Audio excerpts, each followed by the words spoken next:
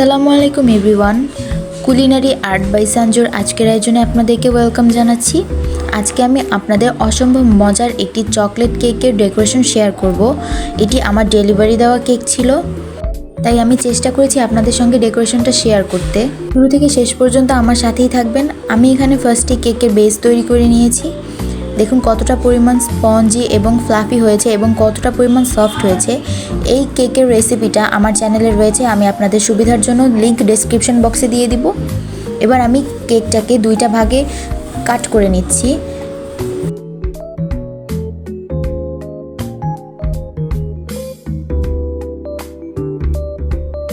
কাট করে নেওয়ার পর এরপর আমি বোর্ডের উপরে ক্রিম দিয়ে দিচ্ছি, দিয়ে তারপর একটি বেস বসিয়ে দেব এবং উপর দিয়ে দিয়ে দিব সুগার সিরাপ।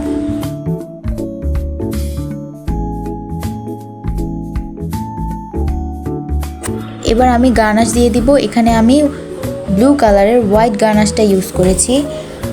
তারপর গার্নাশ দিয়ে এবার ক্রিমটাকে ভালো মতো সাইড দিয়ে সব দিকে ছড়িয়ে দিতে হবে।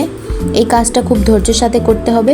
এরপর সব দিকে মোটামুটিভাবে ছড়িয়ে দেওয়ার পর, যেহেতু এটা মাঝখানের লেয়ার, তাই আমাদের এত ভালোভাবে না করলেও কোনো প্রবলেম নেই। তারপর আমি কিছুটা পরিমাণ চকলেট চিপস দিয়ে দিয়েছি। এই চকো চিপসটা দেওয়ার কারণে আপনাদের প্রতি বাইটে বাইটে যখন চকো চিপস পড়বে তখন খুবই ভালো লাগবে। যেহেতু এটা চকলেট কেক, তাই সব দিকে চকলেটের ফ্লেভারটা থাকা খুবই জরুরি। এরপর আমি ক্রাম কোডিং করে নিচ্ছি। ক্রাম কোডিং হচ্ছে কেকের যে গুঁড়ি গুঁড়ি অংশগুলো থাকে সেগুলো যেন আমাদের ক্রিমের সাথে লেগে কেকের ডিজাইনটা নষ্ট না হয়ে যায়, এজন্য ক্রাম কোডিং করে নেওয়া খুবই বেশি ইম্পর্ট্যান্ট। ক্রাম কোডিং করে নিয়ে আমি 30 মিনিটের জন্য নর্মালে রেখে দিয়েছি। এবার আমি পুরো কেকটায় ফাইনাল ক্রিমটা দিয়ে দিব এবং খুব ভালো মতো ফিনিশিং এনে চারদিকে ক্রিমটাকে ছড়িয়ে নিব।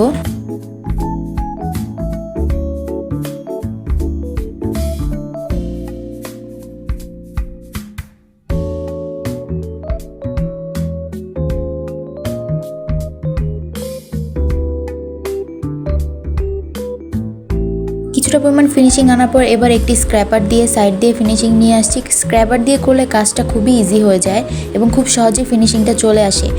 এরপরে একটি ব্রেড নাইফ দিয়ে উপরে এক্সট্রা ক্রিমগুলোকে আমি সমান করে নিচ্ছি।